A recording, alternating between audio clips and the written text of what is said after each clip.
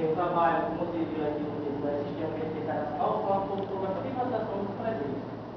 Esse trabalho vai ter como objetivo justamente, ele vai mostrar como seria a probabilidade de privatizar os presídios no Brasil. E para isso, a gente está utilizando uma metodologia através de pesquisa científica, uma pesquisa doutrinária e pesquisa documental. Assim sendo, as formulações que a gente decidiu vai ser falar sobre quais aspectos uma possível privatização do presídio poderia melhorar o governo, a população brasileira. Isso é um tema que eu achei muito interessante e que eu achei que deveria ser abordado como meu tema de trabalho acadêmico. Aqui eu vou falar um pouco dos estabelecimentos penais, das penas, das teorias das penas e o direito preso. É uma forma de falar um pouco da execução penal no Brasil. Os estabelecimentos penais surgiram no Brasil no ano de 1769, junto à Carta Régia de Portugal, na época do Brasil Império. Foi construída então por a Casa de Detenção no Rio de Janeiro. E lá já havia um problema, porque não havia uma divisão dos presos. Todos estavam juntos, independente do crime que tinham cometido. Essa divisão dos presos veio ocorrer apenas em 1824, na primeira Constituição brasileira.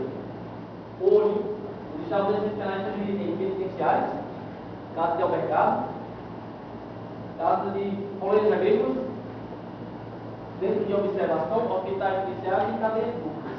Bruno Gomes da Costa, no seu trabalho de artigo científico, diz que presídio é todo estabelecimento destinado a recepcionar os presos, a receber presos. Com relação às penas, no Brasil, elas surgiram no século XVI, junto às ordenações filipinas, e elas serviram de base para as penas que seriam adotadas no Brasil. Tanto é que em 1830 foi elaborado o primeiro Código Penal e teve como principais penas a pena de morte, que era executada através do enforcamento, a pena de caleio, que era a utilização de calceta, que é uma argola de ferro junto ao tornozelo do preso, e a prisão perpétua. Só que em 1890, que foi o segundo Código Penal, essas três penas, as mais graves, foram abolidas e tiveram como penas mais pesadas, assim a gente pode falar, o banimento, que era onde o preso perdia os seus direitos de cidadão e teria que cumprir a sua pena fora do território, a reclusão, que era em praças, o preso ficava em praças de guerra ou fortalezas, e a prisão celular, que era o isolamento do preso, e era o isolamento do preso com uma obrigação do trabalho. E atualmente no Brasil, o Código Penal atual divide a pena em privativa de liberdade, que é a reclusão por detenção, restritiva de direito, como prestação de serviço à comunidade, e pena de multa, que deve ser paga ao fundo penitenciário. As teorias assinaladas da pena no Brasil, as principais teorias são as três: a absoluta, a relativa e a mista.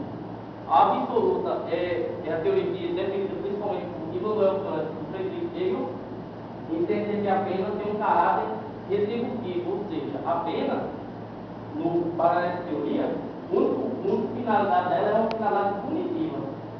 Já a teoria relativa diz que a pena tem um caráter preventivo, ou seja, essa segunda teoria, a finalidade da pena é de evitar que o preso cometa novamente um delito. Só que para a doutrina majoritária, no Brasil, a finalidade da pena, a teoria utilizada no Brasil, é a teoria mista. A doutrina majoritária diz que a pena tem um caráter tanto retributivo quanto preventivo. Para isso, eles dizem que essa teoria está inserida no artigo 59 do Código Penal. O direito do preso, eu vou falar da legislação que tem o direito, eu vou falar posteriormente. O direito do preso hoje se encontra numa vasta legislação, dentre as quais podemos destacar a Constituição Federal, Lei de Execuções Penais, normatizações, resoluções de legislações partes, resoluções do Ministério da Justiça e normatizações da Organização das Nações Unidas. Com relação aos sistemas prisionais, existem vários, só que eu decidi destacar esses três que para mim são os principais, que é o pensilvânico, auburniano e o progressivo. Os dois primeiros surgiram nos Estados Unidos e o último surgiu na Inglaterra. O Pensilvânia tem uma motivação religiosa, ou seja, o preso ele tem um característico de isolamento celular. Ele não tinha contato com ninguém. E os defensores desse sistema diziam que para o preso se reabilitar, para ele se regenerar, ele tinha apenas como possibilidade ler a Bíblia. A forma dele se regenerar seria a leitura da Bíblia, não tinha contato com ninguém. Já o Alburniano, ele tem uma motivação econômica. Por quê? No século XVIII, os Estados Unidos teve um crescimento econômico, assim como teve um crescimento território, e houve falta de mão de obra. Para isso, quem criou esse tipo de sistema, entendeu o seguinte: colocou o preço para trabalhar, para suprir essa falta de mão de obra. Então, o preço tinha um isolamento durante o dia, mas ele trabalhava. Inicialmente, ele trabalhava dentro de sua cela, posteriormente, poderia trabalhar em grupos, só que em silêncio. O sistema progressivo, por sua vez, ele tinha 3 partes. A primeira, que eles chamavam de período de prova, era onde o preço tinha um isolamento total. Havendo uma progressão, ele poderia trabalhar em grupos, só que em silêncio. E já acontece que esse novo sistema utilizou esses 2 sistemas antigos. E a terceira fase era uma liberdade funcional. Sempre havia uma progressão, ele evoluía. Então, a última fase desse sistema era a liberdade condicional do preço. Daí surgiram outros sistemas, em decorrência do progressivo. Vou destacar o sistema irlandês, o modelo irlandês, o sistema funcional, e eles implementaram um 4º sistema, uma 4ª fase, que era antes da liberdade condicional e após o trabalho duro, que era o trabalho na sociedade. Atualmente, no Brasil, o sistema prisional utilizado é o sistema progressivo, mas de uma forma diferente. A situação atual dos presos brasileiros, eu vou mostrar quais são os direitos do preso, abrangidos na lei de execução penal brasileira, para a gente utilizar algumas fotos que eu retirei de um documento oficial que é o relatório da Comissão Parlamentar de Inquérito da CPI do sistema carcerário. Com relação à assistência material, ela tem como artigo 12 e 13 da lei. Ela compreende, o direito do preso compreende a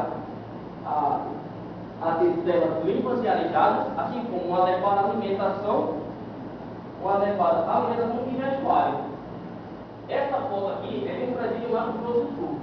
Isso, ao nosso ver, isso aqui não é uma cela, isso aqui é uma jaula.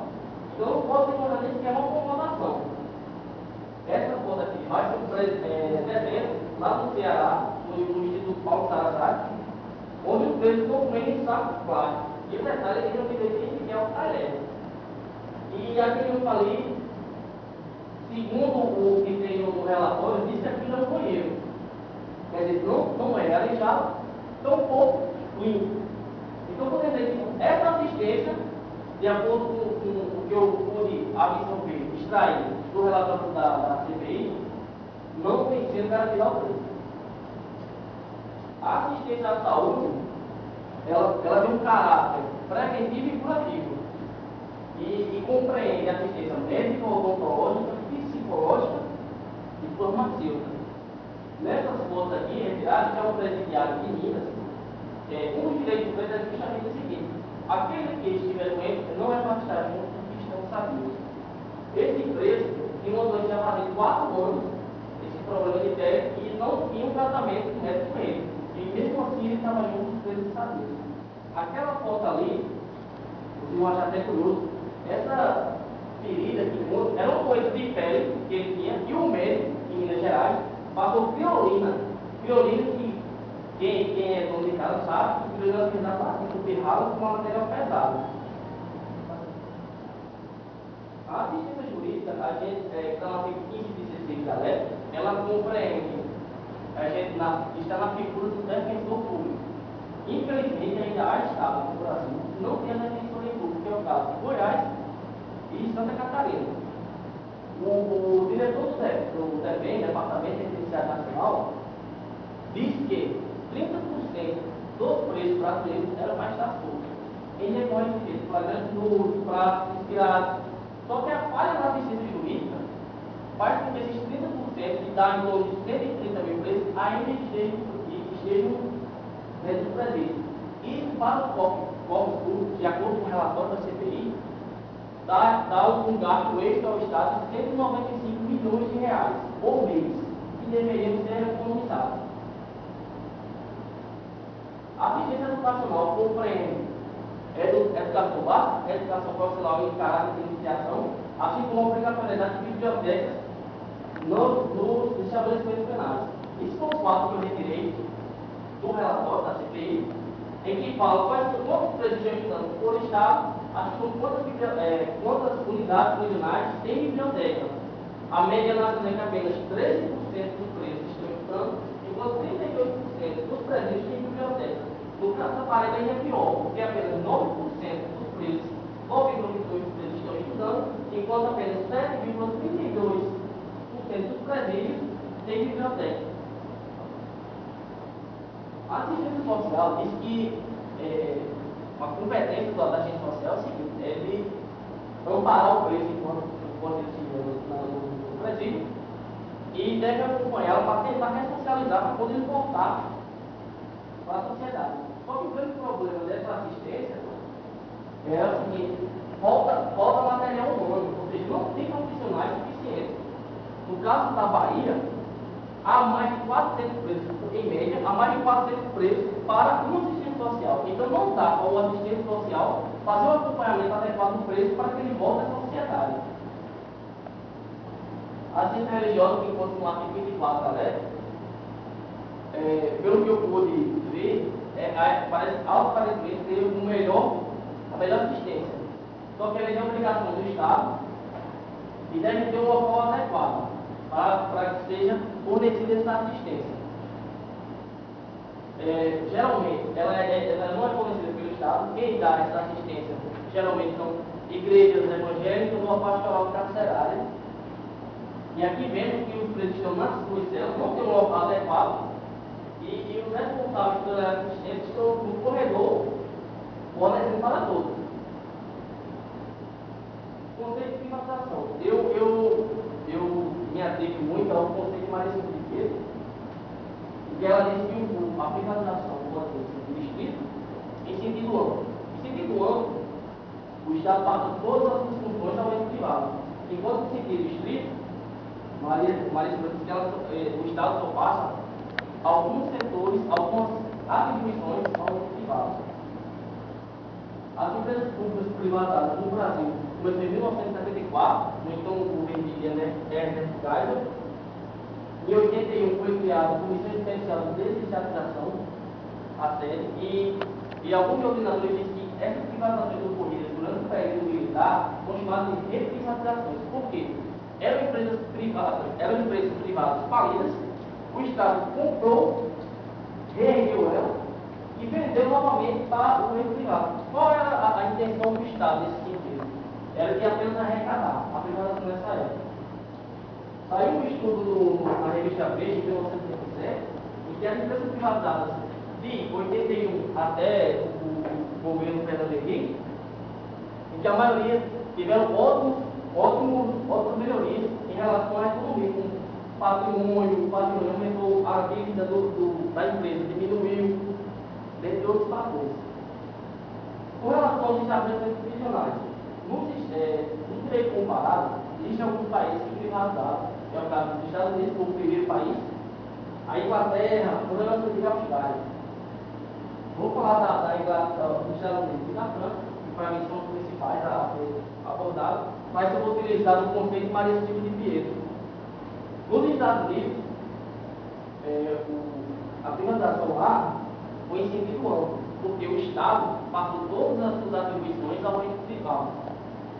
Já na França, o ente privado foi responsável pelo serviço de hotelaria, chamado serviço de hotelaria, que é lazer, alimentação, assistência médica, assistência educacional. A motivação desses dois países principais para ter privatizado foi a questão da